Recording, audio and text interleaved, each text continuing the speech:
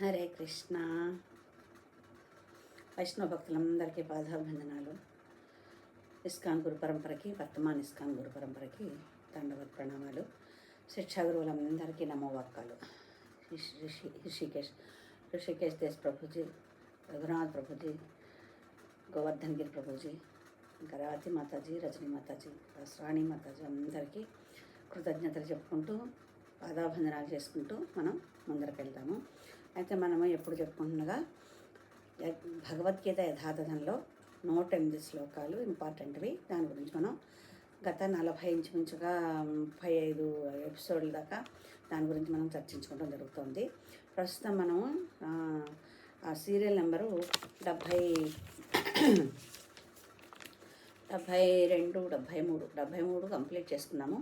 74 చెప్పుకోవాలి. ఇప్పుడు అది 9వ అధ్యాయంలో 29వ శ్లోకం అవుతుంది. 74, 75, 76 వీలైతే 9వ అధ్యాయం కంప్లీట్ అయిపోతుంది.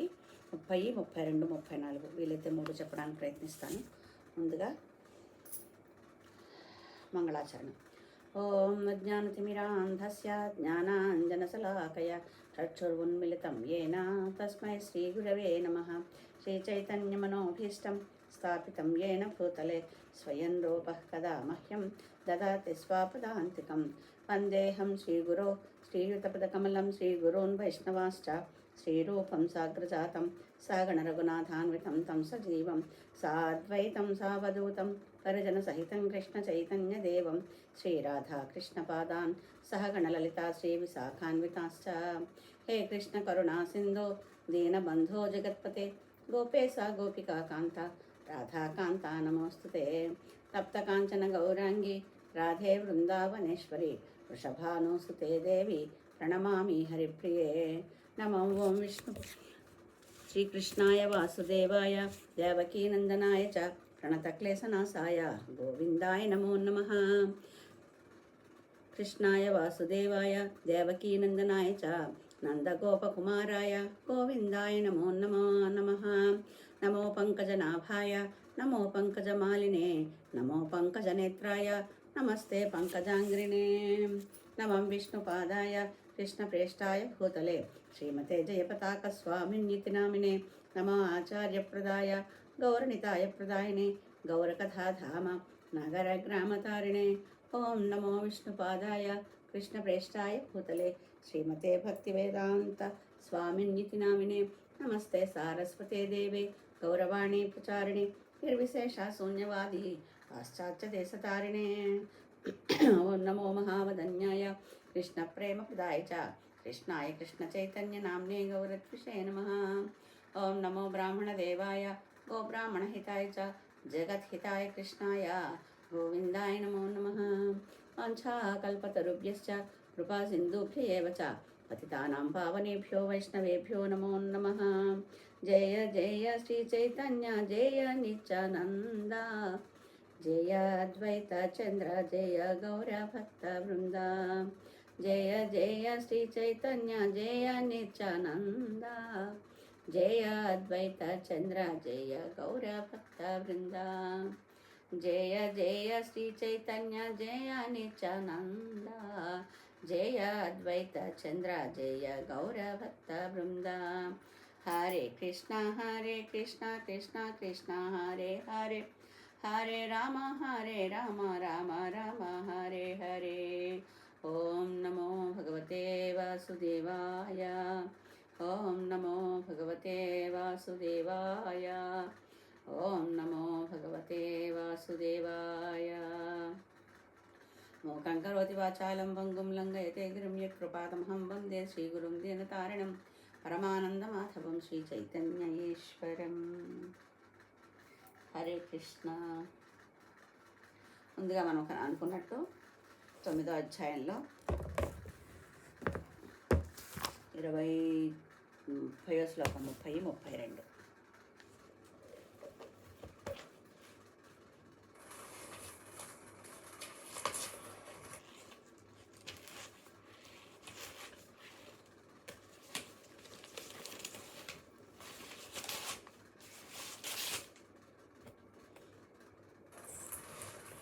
మనం అయితే ఇంతకుముందు 29వ శ్లోకంలో మనం చదువుకున్నప్పుడు ఏం చేసుకున్నామంటే భగవంతుడికి భక్తుడికి అన్యోన్య సంబంధం లేకపోతే కనుకైతే వాళ్ళు భగవద్ధామాన్ని చేరడానికి సంభవం కాదు.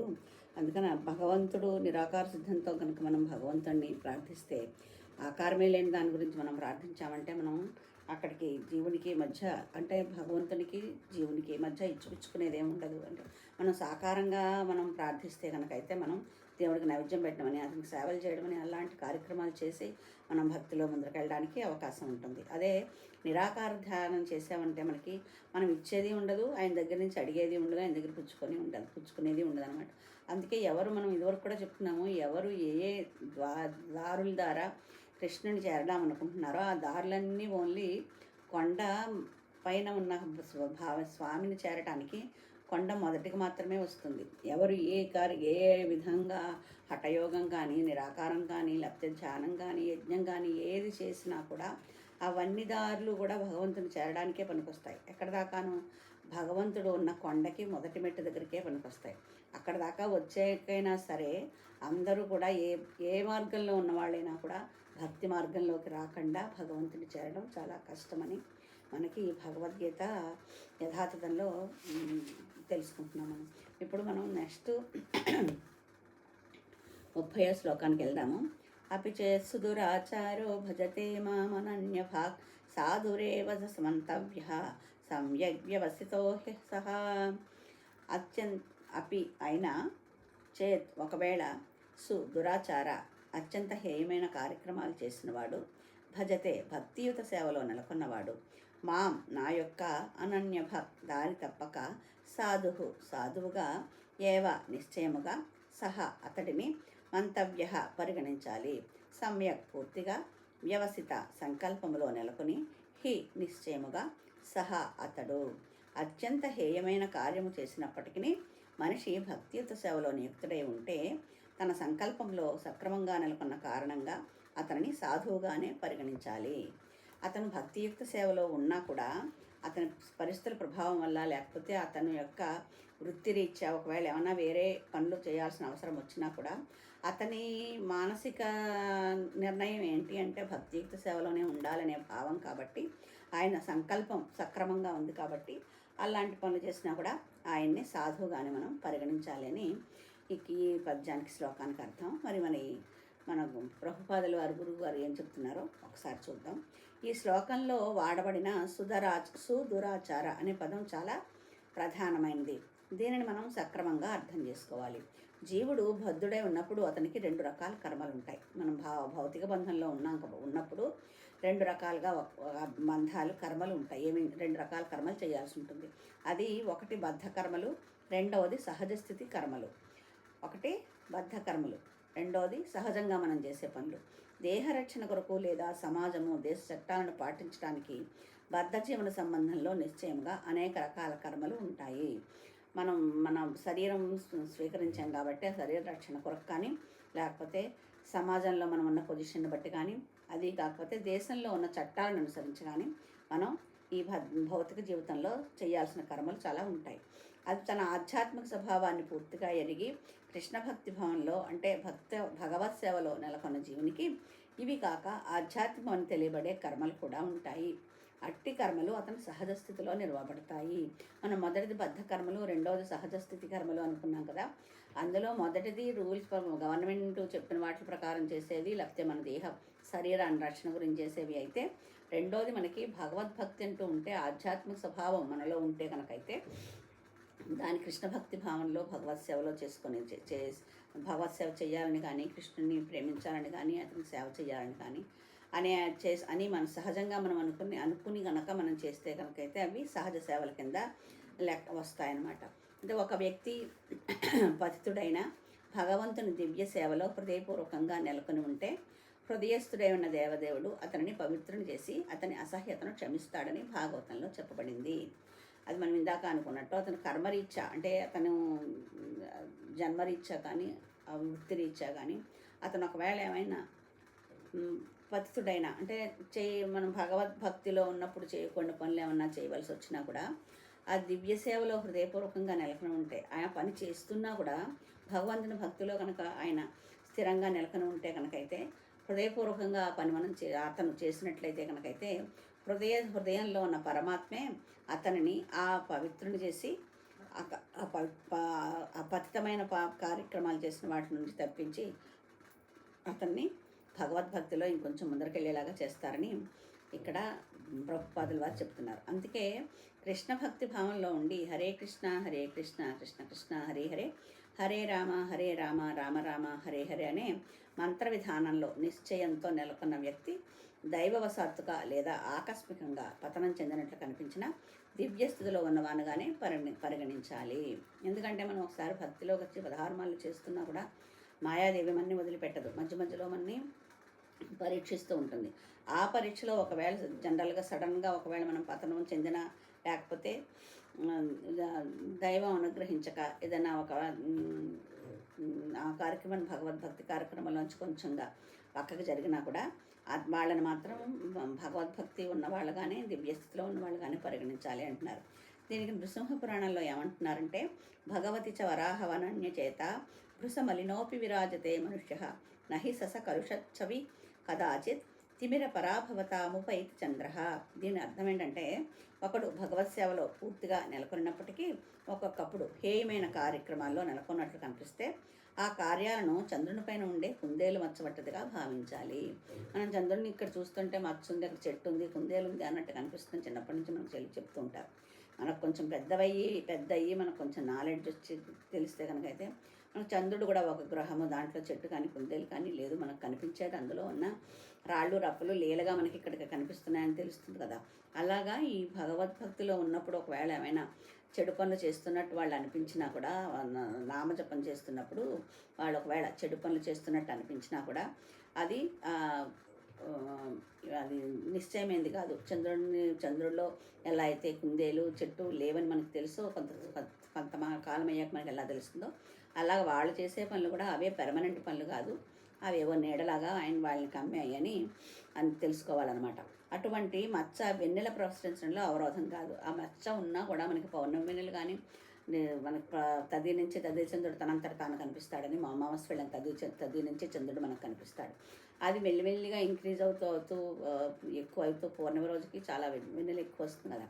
ఆ వెన్నెల ప్రసరించే టైంకి ఆ చెట్టు కానీ ఆ కుందేలు కానీ మనకేమి ఆ వెన్నెలకేమీ అడ్డం రావు. మనకు పూర్తిగా చంద్రుని యొక్క వెన్నెల మన భూమి మీద పడుతుంది. అందుకని అలాగే అదేవిధంగా సాధు నడవడి మార్గం నుండి ఆకస్మిక పతనం భక్తుడిని అసహ్యమైన వానిగా చెయ్యదు. ఒకవేళ సడన్గా అలా అయినా కూడా అతని మీద అసహ్యం పెంచుకోవాల్సిన అవసరం లేదు.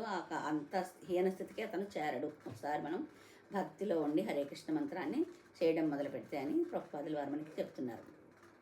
ఇంకొక పక్క దివ్యమైన భగవత్ సేవలో ఉండి భక్తుడు నానా రకాలైన అసహ్యకమైన మార్గాలలో వర్తించవచ్చునని ఎవరు అపార్థం చేసుకోకూడదు. ఇది మనం చెప్పుకున్నట్టు అది పొరపాటున మాయాదేవి మాయలో పడో, లేకపోతే దైవ కృప కొంచెం తగ్గో మనం ఆ కార్యక్రమాలు చేయాల్సి వచ్చినా కూడా అది అలా జరిగినందువల్ల అది చంద్రుల్లో మచ్చలాగా అతనిలో మచ్చలాగా కాకుండా అది ఓన్లీ తాత్కాలికమని చెప్పినప్పుడు అది ఎలాగో మనం ఈ కార్యక్రమాలు చేసినా కూడా తాత్కాలికం మనం అందరూ అనుకుంటున్నారు కాబట్టి మనం కావాలని నానా రకాలైన పనులు మనం భక్తుల్లో ఉన్నప్పుడు చేయడానికి, భగవత్ సేవలో ఉండేటప్పుడు అలాంటి కార్యక్రమాలు చేయడానికి ప్రయత్నించకూడదు. అసంకల్పితంగా ఆ పరిస్థితుల ప్రకారం అలా జరగాల్సి ఉంటే కనుకైతే జరగడం వేరు, కానీ ఆపడం అలాగా మనం కావాలంటే ఎలాగో మనకి భక్తిలో ఉన్నప్పుడు మనం ఏం చేసినా కూడా అది దాని నుంచి భగవంతుడు రక్షించేస్తాడు అని చెప్తున్నారు కాబట్టి మనం ఏం చేసినా పర్వాలేదనే నిర్ణయానికి రాకూడదు. అది పొరపాటును జరిగితే, ఆ పరిస్థితుల వల్ల జరగాల్సిన అవసరం వచ్చి జరిగితే అప్పుడు దాన్ని అసహ్యకరమైన పనులు చేశారు అని కాకుండా భగవద్భక్తుడి కిందే దాన్ని యాక్సెప్ట్ చేస్తాము అని చెప్తున్నారు. కానీ అది ఎలాగో యాక్సెప్ట్ చేస్తారు కదా అని మనం ఇష్టం వచ్చినట్టు చేయడానికి వీల్లేదు. అది అలా చేసినప్పుడు అది శిక్ష పడుతుంది కానీ రక్షించడం జరగదు ఆ విషయంలో. అలాగే ఈ శ్లోకాన్ని స్వంత లాభానికి వాడుకుంటూ పాపం చేస్తూనే ఇంకా తాను భక్తుడని అనుకోవడం కూడదు. అది ఈ శ్లోకం మనకి అలా చెప్తుంది కాబట్టి అసహ్యకరమైన పనులు చేసినా కూడా భక్తి సేవలో ఉన్నప్పుడు చేస్తే దానివల్ల నష్టమేం లేదని చెప్తున్నారు కాబట్టి మనం భక్తిలో ఉంటూ మనం అనుకున్నవన్నీ చేసేయచ్చు అని మాత్రం అనుకోకూడదు. భక్తియుత సేవ ద్వారా అతడు తన నైజాన్ని మెరుగుపరుచుకోకపోతే అతడు ఉన్నత భక్తుడు కాడని అర్థం చేసుకోవాలి. ఆ ప్రవర్తన అలాగా మనకి పొరపాటున వచ్చిన దాన్ని కంటిన్యూ చేసేస్తూ అసహ్యకరమైన పనులు చేయడంలోనే కంటిన్యూ అయితే కనుకైతే భక్తియుత సేవలో ముందరకు వెళ్ళడానికి కుదరదు. అతను భక్తుడనే చెప్పడానికి వీలు ఉండదు అప్పుడు. హరే కృష్ణ. ఇంకా 31వ శ్లోకం మనకి ఇంపార్టెంట్ దాంట్లో లేదు, కానీ ఒకసారి అర్థం చదివేసుకుని మనం 32వ శ్లోకానికి వెళ్దాం. అతడు శీఘ్రమే ధర్మాత్ముడై శాశ్వతమైన శాంతిని పొందుతాడు. ఓ కుంతీపుత్ర, నా భక్తుడు ఏనాడు నశించడని ధైర్యంగా ప్రకటించు. అదేం చెప్తున్నారంటే, నా భక్తిలో ఉన్న వాళ్ళు ఎవరు ఈ తొందరగా అంటే శీఘ్రమే ధర్మాత్ముడై శాశ్వతమైన శాంతిని పొందుతాడు. అది శుద్ధ భక్తి, విశుద్ధ భక్తి మనకి ప్రయత్నం చేస్తూ అందులోకి చేరేటట్టయితే కనుకైతే నువ్వే తొందరగా నా భక్తుడు ఏనాడు నశించడని చెప్పు అని చెప్తున్నాడు. మరి కృష్ణుడు మన ఇంతవరకు అర్జునుడికి ఇది నువ్వు ఇలా చెయ్యి, లేకపోతే నువ్వు చేసింది తప్పు, నువ్వేమో యుద్ధం చేయాలి, ఇవన్నీ చెప్తున్నారు కదా. ఇప్పుడు అర్జునుడిని ఎందుకు కృష్ణుడు నువ్వు చెప్పు అని ఎందుకు చెప్తున్నారంటారు ఇక్కడ? ఎందుకంటే నేను గొప్ప అని చెప్పుకునేటప్పుడు అది అందరిలోనూ వెళ్ళదు. కొంతమంది నిజమే ఆయన భక్తుడే, గొప్పవాడే అని చెప్తే కొంతమందికి నమ్మకం కలుగుతుంది, ఆయన మీద విశ్వాసం ఉన్న వాళ్ళకి. లేని వాళ్ళకి ఉండదు కదా. కానీ ఒక భక్తుడు ఆయన ఆ విషయాల గురించి అనుభవించి ఆ భక్తులు కనుక చెప్తే కనుకైతే భక్తులు చెప్పింది ఇంకా ఎక్కువ విలువ ఉంటుంది. జరిగింది వాళ్ళు తెలిసే చెప్తున్నారు మనకనే విలువ ఎక్కువ ఉంటుంది అనమాట. అందుకని కృష్ణుడు తనంత తనగా నేను గొప్ప నన్ను కనుక పూజిస్తే కనుకైతే నశించడం నేను చెప్తున్నాను అని అంటలేదు. ఆ అనుభవం పొందిన వాళ్ళు చెప్తే ఇంకా ఎక్కువ ఎఫెక్ట్ ఉంటుందని అర్జునుడికి చెప్తున్నాడు. ఓ కుంతీపుత్ర, నా భక్తుడు ఏనాడు నశించడని ధైర్యంగా ప్రకటించు. నువ్వు చెప్తే విలువ ఎక్కువ ఉంటుంది దానికి, నేను చెప్పేదానికంట అని అర్జునుడికి కృష్ణుడు చెప్తున్నారు. ఇంకా 32వ శ్లోకం ఏంటో చూద్దాము. ఇది 108 శ్లోకాల్లో ఉంది. మాం హి పార్థవ్యపాశ్రిత్య ఏపి స్యుః పాపయోనయః స్త్రీయో వైశ్యాస్తథా శూద్రాల్ స్తేపి యాంతి పరాంగతిం. మాం నన్ను హి నిశ్చయముగా, పార్థ ఓ పృథతనయ, వ్యపాశ్రిత్య ప్రత్యేకముగా ఆశ్రయించినట్టి, ఏ వారు అపి కూడా, స్యుః అయిన వారు, పాపయోనయ అల్పజన్ములు, స్త్రీయ స్త్రీలు, వైశ్యులు, తథా కూడా, శూద్రుడు, తే అపి వారైనా, యాంతి పొందుతారు, పరాం దివ్యమైన గతిని. ఓ పృథతనయ, నన్ను ఆశ్రయించిన వారు అల్పజన్మకు చెందిన స్త్రీలు, వైశ్యులు, శూద్రులైనప్పటికీ పరమగతిని పొందగలుగుతారు. ఈయనేం చెప్తున్నారంటే, అది జన్మ ఎటువంటిదైనా కూడా బ్రాహ్మణ జన్మ, రాజజన్మ అలా కాకుండా, అంటే భక్తి సేవలో పుట్టిన వాళ్ళు, ఒక సంపన్నుల ఇంట్లో పుట్టిన వాళ్ళు, ఒక మహా ఆచార్యవంతుల ఇంట్లో పుట్టిన వాళ్ళు, అలాంటి వాళ్ళే కాకుండా వాళ్ళ జన్మ ఎటువంటి జన్మ అయినా కూడా ఈ నన్ను ఆశ్రయించినట్లయితే, కృష్ణుని ఆశ్రయించినట్లయితే వాళ్ళు కూడా వాళ్ళ జన్మతో కానీ వాళ్ళ పనులతో కానీ ఏమీ సంబంధం లేకుండా నన్ను పరమగతిని పొందుతారు, నన్ను పొందడానికి అవకాశం ఉంటుంది అని చెప్తున్నారు. ఇక్కడ శ్రీల ప్రభుపాదులు వారు ఏమంటున్నారో చూద్దాం. భక్తియుత సేవలో నీచ ఉన్నత తరగతుల జనుల మధ్య ఎటువంటి భేదభావము ఉండదని ఇక్కడ భగవంతునిచే స్పష్టముగా చెప్పబడింది. అది భగవంతుని దృష్టిలో అందరూ సమానమే. ఇంకా గట్టిగా ఆలోచిస్తే మన తల్లిదండ్రులమైన మనకి పిల్లలందరూ ఉన్నతంగా ఉండాలని కోరుకుంటాం. కానీ ఒకవేళ ఎవరైనా కొంచెం లో పొజిషన్లో ఉన్నారనుకోండి, వాళ్ళకి మనం ప్రేమ ఎక్కువ ఇస్తాం. ప్రేమ ఎక్కువ ఉంటే మిగతా వాళ్ళని చిన్న చూపు చూసినట్టు కాదు, వాళ్ళకి మన అవసరం ఎక్కువ ఉంది అనిపిస్తుంది. ఒక ఇంట్లో ఒకవేళ మెంటల్లీ రిటార్డ్ పర్సన్ ఉన్నారనుకోండి, కొడుకుల్లో ఎవరైనా కూతుల్లో ఎవరైనా ఉన్నారనుకోండి, మరి మిగతా వాళ్ళతో సమానంగా వీళ్ళని చూస్తారా, ఇంకొంచెం ఎక్కువ కేర్ తీసుకుంటారా? ఎక్కువ కేర్ తీసుకోవాల్సి వస్తుందంటే తల్లిదండ్రులుగా వాళ్ళ బాధ్యత అనమాట. బాగానే ఉండి అన్నీ సర్వ్యంగా చేసుకుంటున్న వాళ్ళకి, వాళ్ళంతటా వాళ్ళు చేసుకోగల శక్తి ఉన్న వాళ్ళకి, వీళ్ళ సపోర్ట్ ఎక్కువ లేకపోయినా కూడా వాళ్ళు నడవగలరు, ముందరకు వెళ్ళగలరు అనుకున్నప్పుడు వాళ్ళకంట ఎవరికైతే వాళ్ళ అవసరం ఉందో వాళ్ళ మీద తల్లిదండ్రులు కొంచెం ఎక్కువ ప్రేమ చూపించి వాళ్ళని జాగ్రత్తగా చూసుకుంటారు కదా. అలాగే భగవంతు దృష్టిలో మనం అందరము కూడా సమానమైన ఆయన దృష్టిలో పిల్లలమే అయినా కూడా ఆయనకి కొంచెం తక్కువలో ఉన్న వాళ్ళకి ఎక్కువ ప్రేమ ఇవ్వాలనిపిస్తుంది. అందుకని ఎప్పుడు భగవంతుడిని వాళ్ళు సేవ చేయాలనుకున్నప్పుడు, భగవంతుని భక్తిలో ఉన్నప్పుడు వాళ్ళు కొంచెం తక్కువలో ఉన్న వాళ్ళని పైకి తీసుకురావడానికి భగవంతుడు సాయపడతాడనమాట. పరమగతికి ప్రతి ఒక్కడు యోగ్యుడే. చండాలురని కుక్కల్ని తినేవారట పిలువబడే అతినీచ జన్ములైన విశుద్ధ భక్తుల సాంగత్యంతో పవిత్రులవుతారని శ్రీమద్ భాగవతంలో రెండో స్కందం 4వ అధ్యాయం 18వ శ్లోకంలో చెప్పబడిందిట. అందుకే భక్తియుత సేవ, విశుద్ధ భక్తుల నిర్దేశము ఎంత శక్తివంతమైనవంటే ఉచ్చ నీచ జనుల మధ్య ఎటువంటి భేదభావము ఉండదు. ఒకసారి భక్తిలోకి వస్తే మనము వాళ్ళు చిన్నవాళ్ళని వీళ్ళు పెద్దవాళ్ళని అనే భావం లేకుండా శీతోష్ణ స్థితికి సమానంగా ఉండాలని చెప్తూ ఉంటాం కదా. అలాగా మనకి ఒకసారి మన మనసులో భక్తి ప్రవేశించి మనం భక్తియుక్త సేవలోనే ఉండాలి అనుకున్నప్పుడు అందరినీ సమానంగా చూసే దృష్టి అలవడుతుందన్నమాట.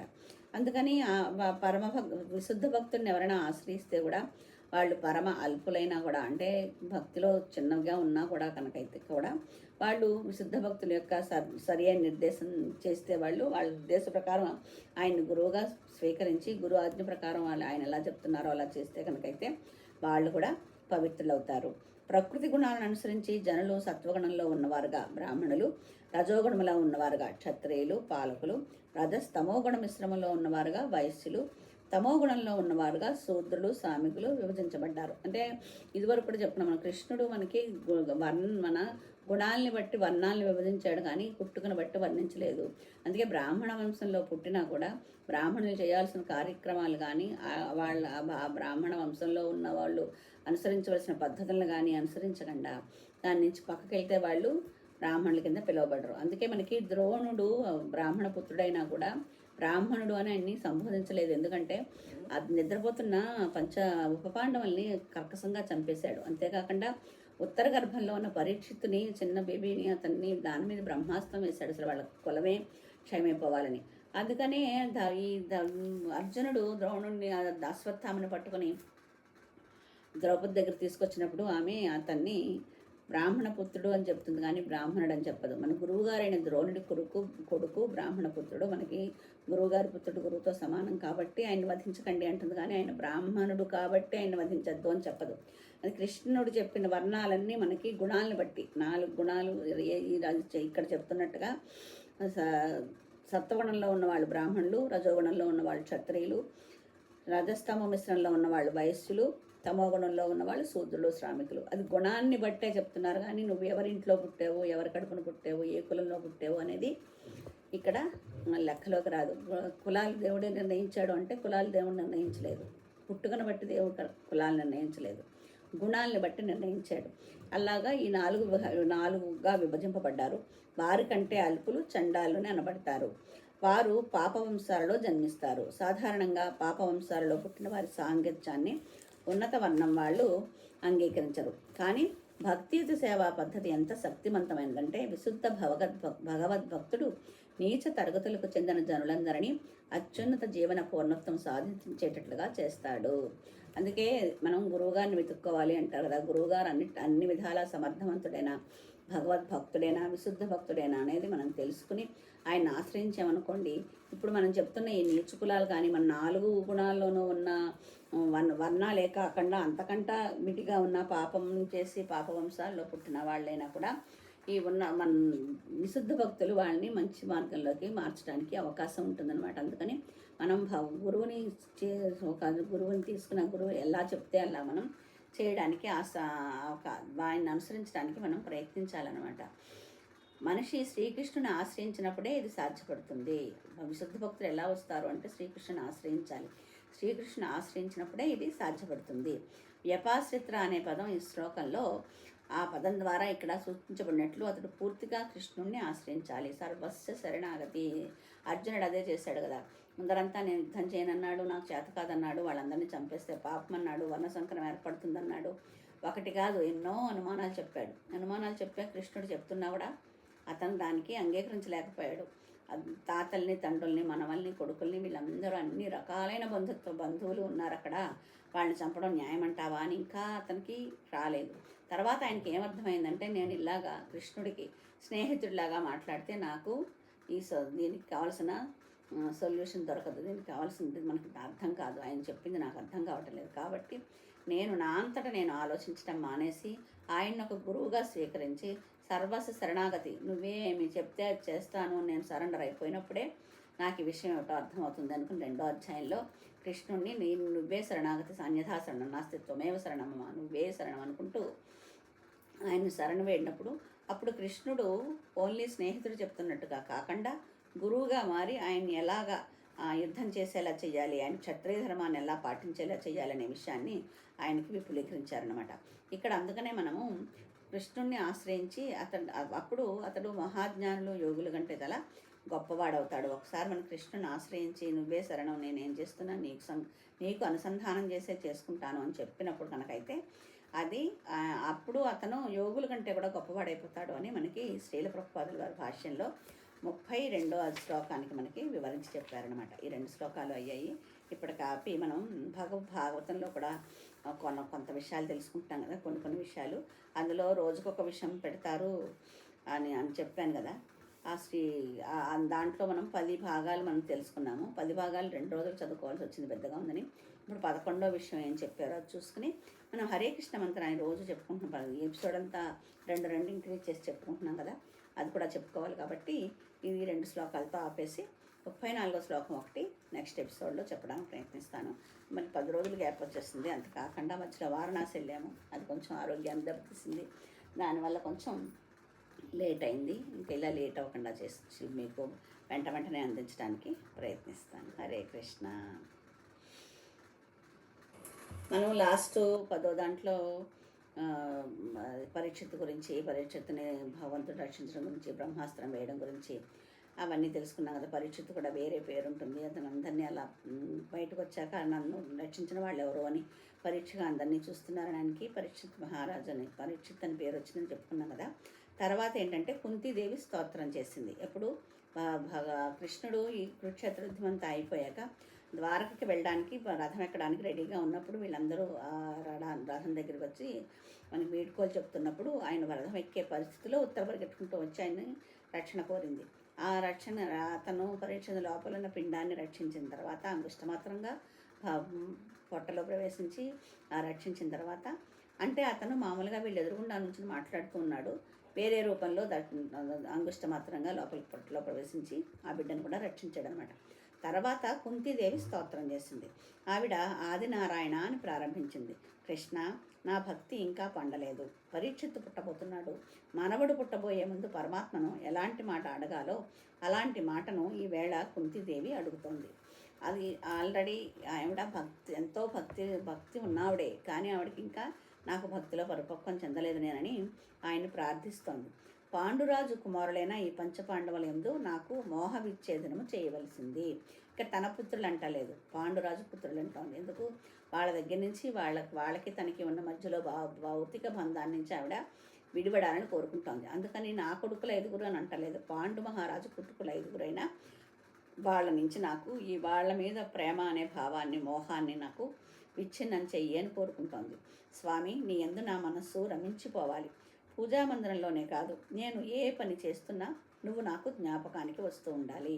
మనకి కృష్ణ చైతన్యంలో కూడా అదే చెప్తూ ఉంటారు కదా, నువ్వే పని చేసినా కూడా కృష్ణుడికి అనుసంధానం చేసుకుంటూ వెళ్తే నీకు అది నువ్వు విశుద్ధ భక్తులా మారడానికి అవకాశం ఉంటుందని. అలాగా ఈమె నేను పూజ గదిలో కూర్చున్నప్పుడు, పూజ చేస్తున్నప్పుడు మాత్రమే కాకుండా సర్వకాల సర్వావస్థల యందు నువ్వు నాకు జ్ఞాపకానికి వస్తూ ఉండాలి.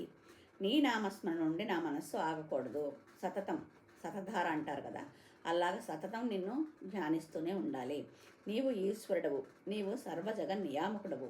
అందుకని కృష్ణ, నాకు అటువంటి భాగ్యమును కటాక్షించవా. అంటే నీకు ఈ శక్తి లేదని కాదు, నువ్వు అన్నిట్లకి అన్నీ చేయడానికి సమర్థుడివి. అందుకని నువ్వు ఎలాంటి వాడు అంటే ఈశ్వరుడు నువ్వే, సర్వజగ నియామకుడు, సర్వజగత్తును నియమిస్తున్నవాడు నువ్వే. కాబట్టి నాకు ఈ భాగ్యాన్ని ఇచ్చే శక్తి నీకుంది. కాబట్టి నాకు ఆ భాగ్యాన్ని ప్రసాదించు, నాకు కటాక్షించు అని అడుగుతాను. నాకు ఆ మోహమును తెంపి అవతల పారేయవలసింది. సంసారం అనే లతలు నన్ను చుట్టేస్తున్నాయి, వాటిని గండ్రగొడ్డలతో తెంపి అవతల పారేయి అని అడిగింది. ఈ ఇందులో ఉన్నంతసేపు నాకు కొడుకులు, మనవలు, కోడలు ఇలాగా దాంతో ఇందులో నన్ను బంధించేస్తున్నాయి. నాకు అవన్నీ వద్దు, నన్ను ఆ బంధాల నుంచి విముక్తిని చెయ్యి. నా అంతటా నేను ఆ బంధాలను విముక్తి చేసుకోవడం నా వల్ల కాదు. కాబట్టి నీ సహాయం నేను అర్థిస్తున్నాను అని కుంతీదేవి కృష్ణ పరమాత్మను అడుగుతోంది. అంతటి కృష్ణ పరమాత్మ కూడా ఆ కుంతీదేవి స్తోత్రం చూసి మురిసిపోయాడు. మనకి భాగవతం 3వ స్కందంలో 1వ స్కందంలో ఉంటుంది. అది 30 శ్లోకాల పైనే ఉన్నాయి, 43 శ్లోకాలు ఎన్నో ఉంటాయి కుంతీదేవి స్తుతిని. 6వ అధ్యాయం అనుకుంటాను 2వ స్కందంలో. అవి ఎక్కడైనా దొరికితే మీకు ఒకవేళ పోతన భాగవతంలో కూడా ఉంది, మామూలుగా మన వ్యాస భాగవతంలో కూడా ఉంది. ఒకసారి చదివి చూడండి కుదిరితే. ఎప్పుడే ఎలా కుదురుతుందిలే, ఇంకా మనవడు పుట్టాలి, నువ్వు సంతోషించాలి అనే భావం వచ్చేట్టుగా హేళగా చూసి ముగ్ధ మనోహరంగా ఒక చిరునవ్వు నవ్వాడు. అంతే, ఆవిడికి మాయ ఆవరించింది. ఇంత స్తోత్రం చేసిన ఆవిడని కూడా ఆ మందహాసపు కాంతులలో మైమరిపించిపోయేటట్టు చేసేశాడు. ఆయన దర్శనానికి ఉండే శక్తి అటువంటిది.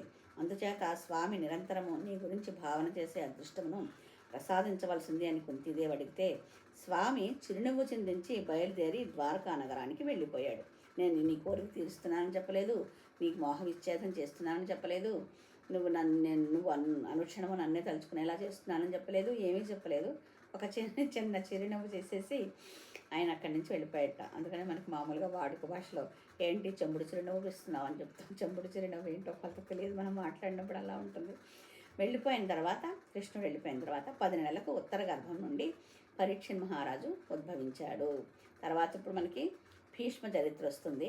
ఇది మళ్ళీ నెక్స్ట్ మనం ఆ భీష్మ చరిత్రని నెక్స్ట్ ఎపిసోడ్లో తెలుసుకుందాం. అంతవరకు ఈ విషయాలు మనం తెలుసుకున్న వాటికి మనకి మన జీవితంలో అన్వయించడానికి ప్రయత్నించుకుంటూ ముందరకెళ్దాము. హరే కృష్ణ మహామంత్రం మనం లాస్ట్ టైం 20 సార్లు చేశాను, ఇప్పుడు 22 సార్లు చేద్దాం. నేను అనుకోవడం మీరు కూడా నాతో పాటు చేస్తున్నారని అనుకుంటున్నాను. ఎందుకంటే ఒకసారి మీరు అంటే మామూలుగా జనరల్గా ఈ భక్తి భావంలో ఉండి కృష్ణనామాన్ని చేసేవాళ్ళు, హరే కృష్ణనామాన్ని చేసేవాళ్ళు 16 మాలు చేస్తారు ఈజీగా. అంటే రోజు 16 మాలు చేయాలని గురువాజ్ఞ అనమాట. గురువాజ్ఞ పాటించాలి అనే ఉద్దేశంలో 16 మాలు చేస్తారు. 108 ఉన్న ఒక మాల రోజులో 16 సార్లు చేయాలి. సాధారణంగా వీళ్ళందరూ అలా కంపల్సరీ అలా చేస్తున్న వాళ్ళు పొద్దున్నే మార్నింగే 4 గంటలకల్లా మొదలుపెట్టి 6 గంటలకల్లా కంప్లీట్ చేసేస్తారు.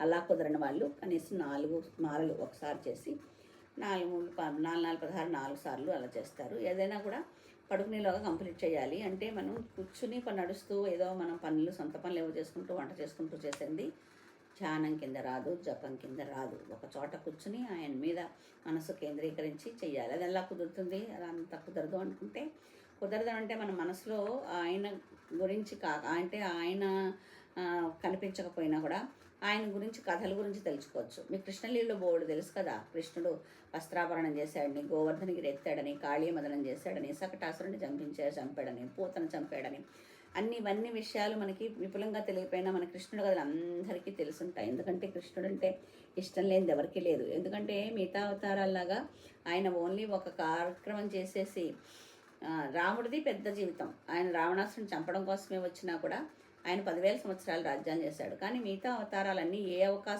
ఏ పని చెయ్యాలని వచ్చాయో ఆ పని ముగించుకుని వెళ్ళిపోతాయి. నరసింహావతారం కూడా అంతే కదా. హిరణ్యకశిపుని చంపేస్తాడు, వెళ్ళిపోతాడు. అలాగా ఆ అవతారాలు ఏ అవతారాలు ఉన్నాయో కనుకైతే ఆ అవతారాలు ఆ పని చేసుకుని వెళ్ళిపోతాయి. కానీ కృష్ణావతారం అలా కాదు. పుట్టినప్పటి నుంచి పుట్టగానే తల్లిదండ్రులకి తన చతుర్భుజ అవతారం చూపించే నేను భగవంతుణ్ణి, మీరు కోరికల ప్రకారం నేను మీకు జన్మిస్తున్నాను అని మీరు మూడు జన్మల్లో మీకు పిల్లాడుగా పుట్టాలని మీరు కోరుకున్నారు. అలాగే ముందరిలా పుట్టాను, ఇప్పుడు ఇది మూడోది అని చెప్పి చిన్నప్పుడే ఆయన అవతారం ఏమిటి అనేది వాళ్ళకి తెలియజేసి మళ్ళీ మా ఆయన పంపించేశాడు. అది ద్వారకా బృందావనం వచ్చినప్పటి నుంచి బృందావనంలో ఆయన చేసిన లీలలకు అంతే లేదు. అందుకని మీకు ఈ మాల జపం చేస్తున్నప్పుడు నా ఆలోచనలు ఎక్కడికో వెళ్ళిపోతున్నాయి, నేను ఎక్కడో వెళ్ళిపోతున్నాను అనుకుంటే కనుకైతే మీరు ఆ లీలని ఊహించుకోవచ్చు. మనం కళ్ళు మూసుకుని అది జరుగుతోంది మనకి ఎదురుగుండా కాళ్ళేడు మీద కృష్ణయ్య నాట్యం చేస్తున్నాడు అని. అది నేను చూశానా అంటే మీరు చూడక్కలే, మనకి ఎన్నో సినిమాల్లో చూసారు కదా. అది ఊహించుకున్నా పర్లేదు, కృష్ణుడినే ఊహించుకుంటున్నాం, మనం అక్కడ యాక్టర్ని ఊహించుకోవట్లేదు కదా. అందుకని అలాంటిది ఏదైనా మీరు ఆయన